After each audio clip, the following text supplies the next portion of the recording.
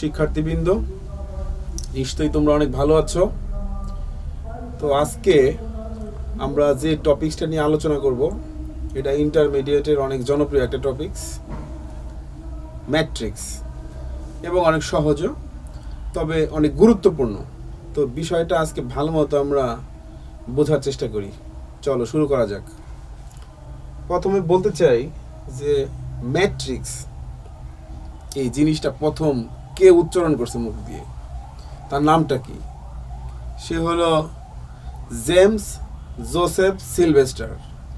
সে প্রথমে ম্যাট্রিক্স শব্দটা ইউজ করছে, এবং এই শব্দটা ইউজ করার জন্য সে গ্রিক একটি লেটার বা word mater, that is mother, এখান থেকে শব্দটা আসছে। মাদার মানে মা, তার মানে কি পরিমাণে একটা গুরুত্বপূর্ণ ওয়ার্ড ম্যাট্রিক্সের সাথে জড়িত, এটা দেখলে আমরা বুঝতে পারি যে টপিক্সটা আসলে কতটা গুরুত্বপূর্ণ।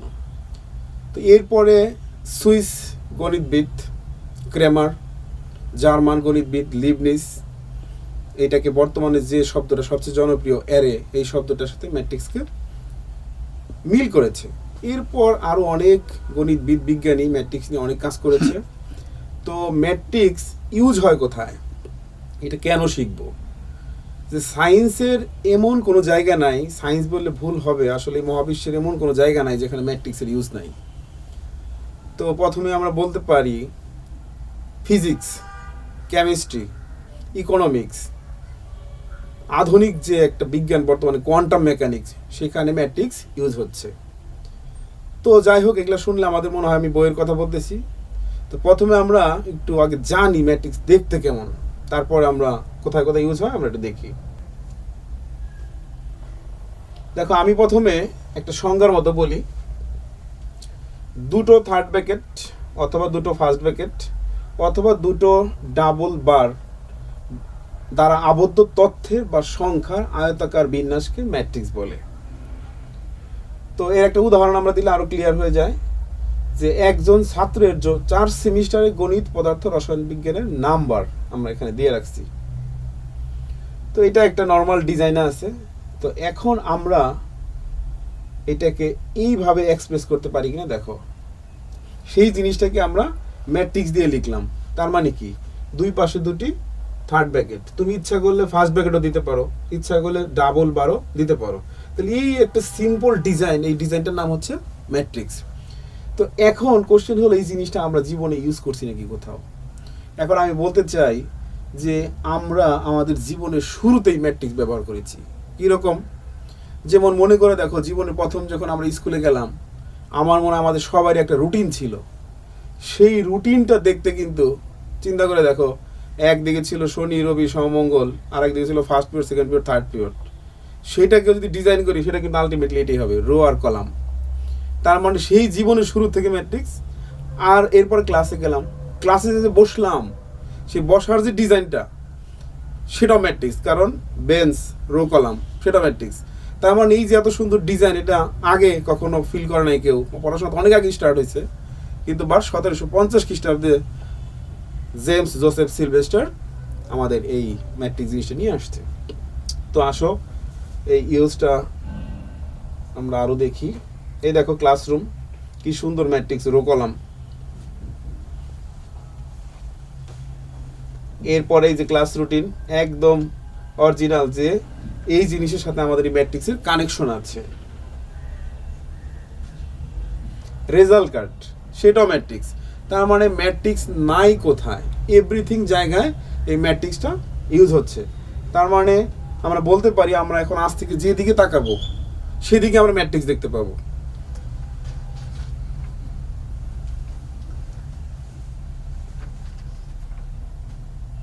এরপর আমি বলতে চাই যে আধুনিক যুগে যারা ইঞ্জিনিয়ারিং পড়াশোনা করছে, সেখানে অথবা নিজেদের ইচ্ছা মতো কেউ যদি জানতে চায় যে এমন একটা সফটওয়্যার আছে ম্যাথ ল্যাব, সেই ম্যাথ ল্যাব এমন একটি সফটওয়্যার যেটা দিয়ে মানুষ যা চিন্তা করে এভরিথিং দেখতে পারে।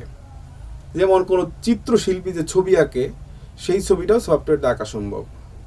অথবা কোনো রুমে বা কোনো স্পেসে যে গ্যাসগুলো কীভাবে যাচ্ছে, তার যদি 3 ডাইমেনশনাল চিত্র দেখতে চাই, সেটাও কিন্তু সম্ভব। তাহলে সেই যে এত গুরুত্বপূর্ণ সফটওয়্যার, সেই সফটওয়্যারটা বানানো হয়েছে অনলি ম্যাট্রিক্স ইউজ করে। তার মানে ম্যাট্রিক্স কী পরিমাণ ইম্পর্টেন্ট সেটা বোঝানোর জন্য আমি এই এক্সাম্পলগুলো তোমাদেরকে দিলাম।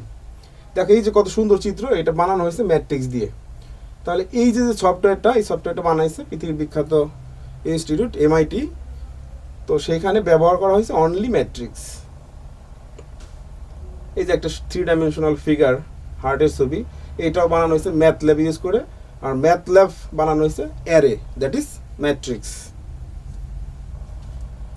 এরপরে বলতে চাই যে ম্যাট্রিক্স এতই জনপ্রিয়, এতই রিলেটেড, এরপরে পৃথিবীর যে বিখ্যাত সিনেমা বানানো হয়েছে ম্যাট্রিক্স দিয়ে, যে সিনেমা অনেক জনপ্রিয় এবং সেটারও 1, 2, 3 বের হয়েছে। আশা করি তোমরা অনেকে দেখছো।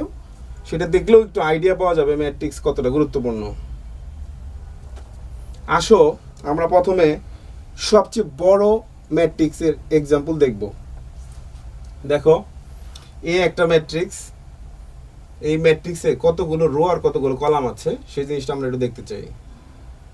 প্রথম যে এলিমেন্ট বা ভুক্তি যেটাকে বলে, এটাকে আমরা লিখছি A11। A11 that means 1 number row 1 number column. তার মানে যে 1, 1, 1, 2 এইভাবে যত কিছু লিখবো তার প্রথমটাকে রিপ্রেজেন্ট হবে রো হিসেবে আর সেকেন্ডটা রিপ্রেজেন্ট হবে কলাম হিসেবে। তাহলে আমরা কিন্তু যে জিনিসটা এখানে লেখা আছে, এখান থেকে যে কোনো যদি কাউকে জিজ্ঞেস করি, সেটা যদি আমি ইন্ডিকেট করতে চাই, দেখো এখানে আছে 2, 2, that means second rho second column. Similarly একেবারে লাস্ট যেটা আছে এটাকে ইন্ডিকেট করলে আমরা বুঝতে পারবো এখানে রো নাম্বার হচ্ছে M আর কলাম নাম্বার হচ্ছে N। তাহলে এখন এখান থেকে জিনিসটা আমরা এইভাবে লিখি, এ ম্যাট্রিক্সে M সংখ্যক রো বা সারি এবং N সংখ্যক কলাম আছে। তাহলে ম্যাট্রিক্স গঠনকারী তথ্য সংখ্যা ওই ম্যাট্রিক্সের ভুক্তি বলে। তো আমরা এগুলোর নাম ভুক্তি বলতে পারি এবং আর একটা সুন্দর নাম আছে এলিমেন্টস, এটাও আমরা বলতে পারি। তাহলে এখন এইটার উপরে বেস করে আমরা অনেকগুলো ম্যাট্রিক্সের ডেফিনেশন দিতে পারবো। এইটাকে অল টাইম আমাদের মাথার মধ্যে সেভ করে রাখতে হবে, যাতে আমরা ম্যাট্রিক্সের নাম মুখ দিয়ে উচ্চারণ করার সঙ্গে সঙ্গে এই ছবিটা আমাদের মাথার ভিতরে চলে আসে সবার। দেখো এর পরের যে স্টেপটা সেটা আমরা জানতে চাই ম্যাট্রিক্সের ক্রম বা পর্যায়।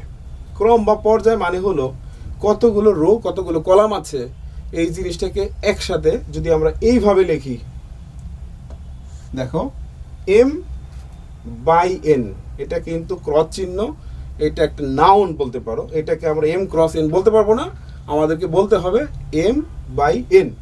তার মানে কোনো একটা ম্যাট্রিক্সের নাম্বার অফ রো আর নাম্বার অফ কলাম, এটাকে একসাথে যখন আমরা বলবো তখন তার নাম হবে ক্রম বা পর্যায়। তাহলে আমি যদি একটা এক্সাম্পল দিই তোমাদেরকে, এখানেই দেই, দেখো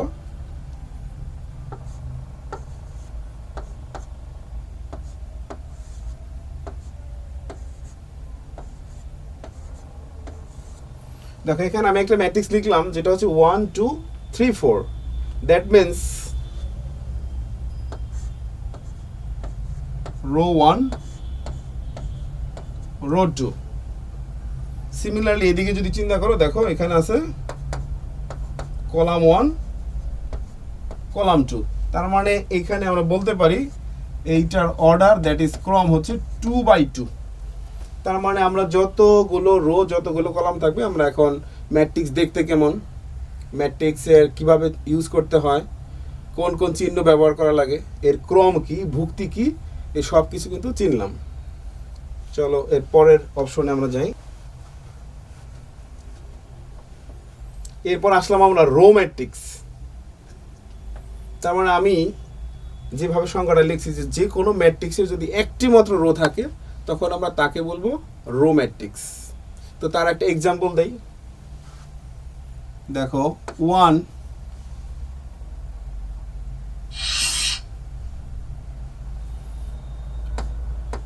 এই একটা ম্যাট্রিক্স 1, 2, 3। তো এইখানে নাম্বার অফ রো 1 আর নাম্বার অফ কলাম 3। তো আমাদের টার্গেটটা ছিল রো হবে একটা, কলাম যতগুলো হোক কোনো অসুবিধা নাই। তাহলে এইখান থেকে আমরা এর কিন্তু মাত্রা বা ক্রমও লিখতে পারি 1/3। এইখানে যখনই আমরা 1 দেখব তখন সেই ম্যাট্রিক্সকে আমরা নাম দিব রো ম্যাট্রিক্স। তো রো ম্যাট্রিক্সটা বোঝার সঙ্গে সঙ্গে কিন্তু আমাদের কলাম ম্যাট্রিক্সটা আমাদের আইডিয়া চলে আসে। তো চলো পরেরটা আমরা দেখি।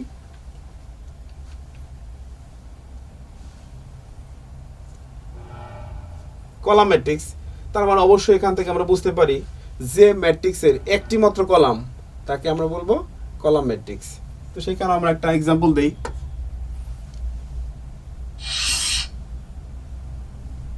নাম তুমি যা খুশি তাই দাও, অবশ্যই ক্যাপিটাল লেটার। 1 2 3, ইচ্ছা করলে আমরা 1 2 3 4 যা খুশি তাই লিখতে পারি। এইখানে যদি আমি অর্ডারটা লিখি, রো অলওয়েজ ফার্স্ট, 3টা রো, কলাম 1, তার মানে কলামের ঘরে যখন আমি 1 দেখব তখন আমরা তাকে বলবো কলাম ম্যাট্রিক্স। তাহলে আমরা এই মুহূর্তে কিন্তু রো ম্যাট্রিক্স এবং কলাম ম্যাট্রিক্স ব্যাপারটা একদম ক্লিয়ার। দেখতে কিরকম? আচ্ছা, এরপর আসো বর্গ ম্যাট্রিক্স। তো বর্গ শব্দটা শুনলে কিন্তু আমরা বুঝি যার দৈর্ঘ্য এবং প্রস্থ সমান, তার মানে এখানে নাম্বার অফ রো আর নাম্বার অফ কলাম অবশ্যই সমান হবে। তার মানে রো সংখ্যার কলাম সংখ্যা যখনই সমান হবে তখন আমরা তাকে বলবো বর্গ ম্যাট্রিক্স। তার মানে কিছুক্ষণ আগে যে ম্যাট্রিক্সটা আমি লিখলাম এ ম্যাট্রিক্স, সেখানে ছিল এম সংখ্যক রো আর এন সংখ্যক কলাম। তাহলে ওটাকে বেস করে যদি আমরা উদাহরণ দেই যে যখন এম আর এন সমান হবে তখনই আমরা তাকে বলবো বর্গ ম্যাট্রিক্স। তার একটি এক্সাম্পল আমরা এখানে অলরেডি দেখতে পাচ্ছি, তারপর আমি তোমাদেরকে আবার একটু দেখাই দিই। দেখো, নাম যা খুশি তাই দিতে পারো, সি।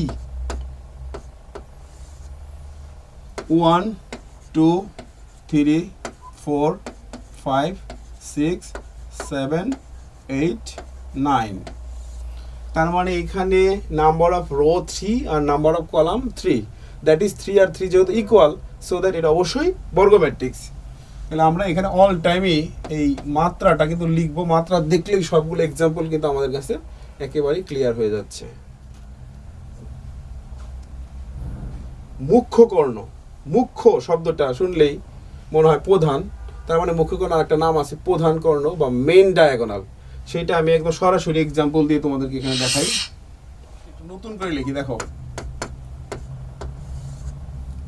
1 2 3 4 5 6 0 1 0, তার মানে আমার এই কর্ণটা স্টার্ট হবে 1 1 থেকে। এই যে এখান থেকে স্টার্টটা হলো, এই বরাবর চলে গেল।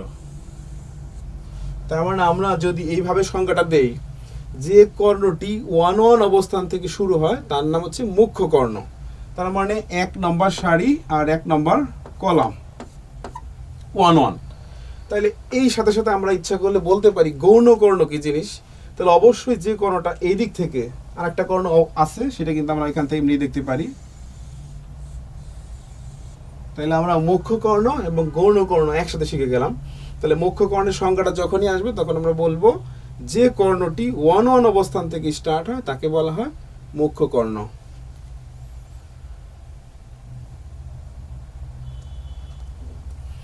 এরপর আমরা চলে গেলাম কর্ণ ম্যাট্রিক্স। মানে কর্ণ ম্যাট্রিক্স জিনিসটা কি?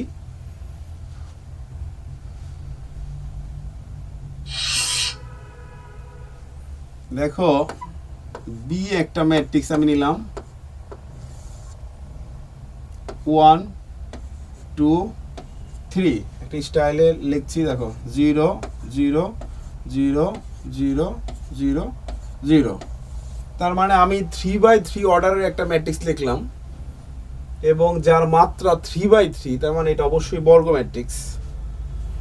এবং মুখ্য কর্ণ কিছুক্ষণ আগে চিনলাম।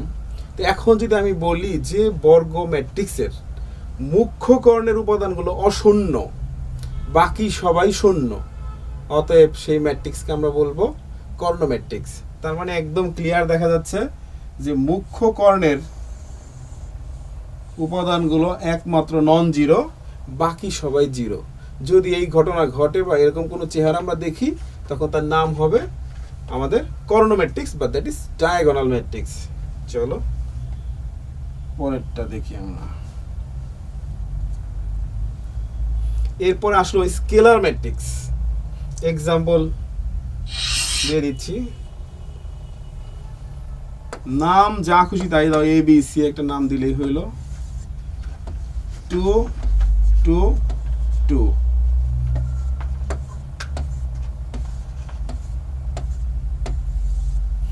দেখো এটা দেখলে আমাদের প্রথমে সবার আগে মনে পড়ে এটা বর্গ ম্যাট্রিক্স, কারণ তিনটারও তিনটা কলাম। এরপরে মনে পড়ে এইটা কর্ণ ম্যাট্রিক্স, কারণ তার মুখ্য কর্ণ নন জিরো। এরপর এখানে একটা ক্যারেক্টারিস্টিক্স দেখতে পাচ্ছি যে সেই নন জিরো এলিমেন্টসগুলো সমান। তারপর যখন কোনো বর্গ ম্যাট্রিক্স অথবা কর্ণ ম্যাট্রিক্সের নন জিরো ভুক্তিগুলো সমান হবে, একই রকম দেখতে, তখন তার নাম হবে স্কেলার ম্যাট্রিক্স। তার মানে আমরা খুবই সুন্দরভাবে দেখতে পাচ্ছি এখানে 2 2, এখানে 3 3 থাকলে কোনো অসুবিধা নেই। তাহলে আমরা বুঝতে পারলাম যে স্কেলার ম্যাট্রিক্স জিনিসটা কি।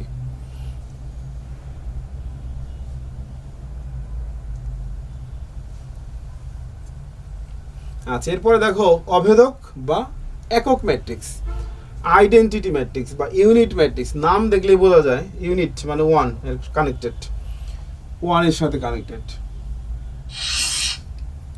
তার মানে আমরা এইখানে আর ইচ্ছা মতো নাম দিতে পারবো না। এইটা পৃথিবীতে ফিক্সড করা আছে, এটাকে আই দ্বারা এক্সপ্রেস করা হয় 1 0 0 0 1 0 0 0 1। তার মানে সেই একই রকম ভাবে আমরা বলতে পারি এটা বর্গ ম্যাট্রিক্স, এইটা কর্ণ ম্যাট্রিক্স, এইটা স্কেলার ম্যাট্রিক্স। এখন দেখো সেই স্কেলার ম্যাট্রিক্সের নন জিরো এলিমেন্টসগুলো যে সমান সবই ঠিক আছে, কিন্তু এখানে ফিক্সড 1, এটা কোনো চেঞ্জ করা যাবে না। যদি এখানে 1 থাকে তখন তার নাম হবে আইডেন্টিটি ম্যাট্রিক্স বা ইউনিট ম্যাট্রিক্স, এবং এইটার সিম্বল বা নাম অলওয়েজ আই মাস্ট, এটা অন্য কিছু নাম দিলেই ভুল হবে। এইখানে আর একটা জিনিস আমরা লিখতে পারি, এখানে যত তিনটারও তিনটা কলাম, এটাকে এইভাবে লেখা যায় I3 দ্যাট মিনস 3/3 অর্ডারের একটা ম্যাট্রিক্স। তার মানে যদি কখনো কেউ বলে একটা I2 লেখো তো, তখন সঙ্গে সঙ্গে আমাদের এইভাবে লিখতে হবে, দুটো রো দুটো কলাম 1 0 0 1। তার মানে আমরা বুঝতে পারছি যে I2 I3 I4 যে নামই দিক না কেন আমাদের লিখতে কখনো টাইম লাগার কথা না। তাহলে এইটা হলো আমাদের যে কটা ডেফিনিশন আমরা দেখলাম, এইটা হলো আমাদের একদম ম্যাট্রিক্সের একেবারে বেসিক। শুরুতে এটা আছে, কিন্তু ম্যাট্রিক্সের টাইপ অনেক প্রকার আছে, মানে বলা শেষ করা যাবে না, 100-200 প্রকার তো হবেই। তো ইন্টারমিডিয়েট আমাদের মোটামুটি এইটুকু আছে, আরও আছে। চলো আমরা আজকে এইটুকু দেখি, তারপরে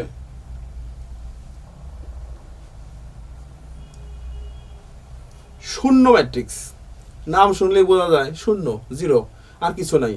তার মানে ম্যাট্রিক্সের এলিমেন্ট বা ভুক্তিগুলো সবগুলো ভুক্তি জিরো হবে সবসময়। এইখানে একটা কথা মনে রাখতে হবে, এতক্ষণ আমরা ছিলাম শুধু বর্গের মধ্যে। শূন্য ম্যাট্রিক্সকে আমরা শূন্য দিয়ে এক্সপ্রেস করতে পারি 0 0 0 0। এটা শূন্য ম্যাট্রিক্স, তবে অর্ডার 2/2। কিন্তু আমরা ইচ্ছা করলে এইভাবেও লিখতে পারবো। তার মানে শূন্য ম্যাট্রিক্সটা যে শুধু বর্গ ম্যাট্রিক্স হতে হবে নো। তার মানে এটা either square matrix or rectangular matrix. তার মানে এটা যে কোনো ডিজাইনের হতে পারে এই ম্যাট্রিক্সটা। তো শূন্য ম্যাট্রিক্সের ইউজটা বিভিন্ন যোগ বিয়োগ বিভিন্ন জায়গায় আমরা এটা ইউজ করি। তো আমরা এরপরে বই থেকে কিছু প্রবলেম সলভ করব নেক্সট ক্লাসে। আজকে যে ডেফিনেশনটা আমরা দেখলাম সেই জিনিসটা তোমরা অবশ্যই ভালো মতো শিখে আসবে, এবং এর যে কী পরিমাণ গুরুত্ব সেই জিনিসটা আজকে আমাদের ক্লাসের মূল থিম ছিল। এবং এরপরে আমরা জানি যে কোনো জিনিস কতটা ইম্পর্টেন্ট সেটা যদি আমরা নিজেরা ফিল করতে পারি, তাহলে সেই বিষয়ে জ্ঞান অর্জন করার আগ্রহটা আমাদের ভিতর থেকে অটোমেটিক জাগ্রত হয়। তো আশা করি তোমরা আজকে শুধু এই ডেফিনেশনটা দেখে এর পরের ক্লাসটা আমরা প্রবলেম সলভ ক্লাস হিসেবে করব। থ্যাংক ইউ সবাই, ভালো থাকো সবাই।